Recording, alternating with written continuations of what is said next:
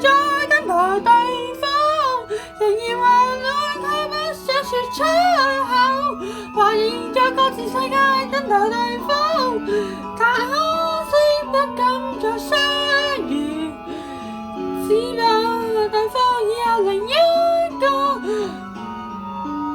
我不想打擾對方的婚姻，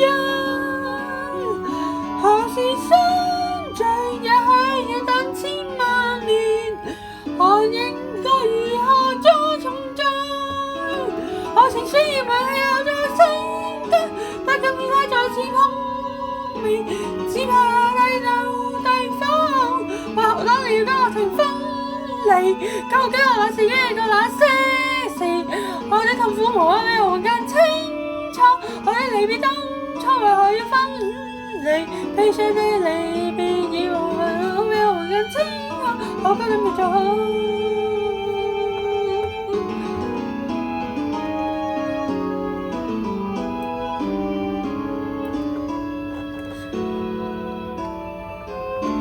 雖已分離了幾千里，但何時再重聚再相會？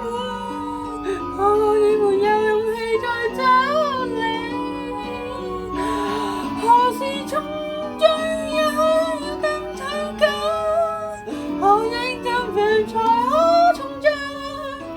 愛情雖然話題又再升級，不敢與他再次碰面，只怕睇到對方，為何當要將愛情分離？究竟我何時經歷過那些事？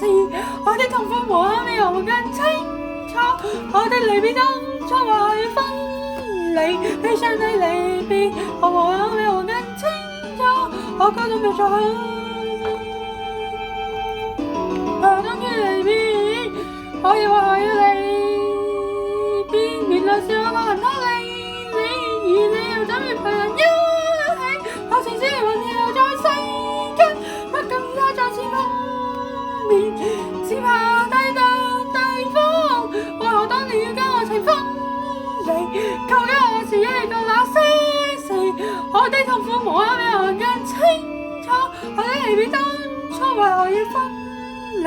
悲傷的離別，愛上挽救這一切，我該如何挽救？我願可以奔波千里，一點點去打探你的消息，找到你。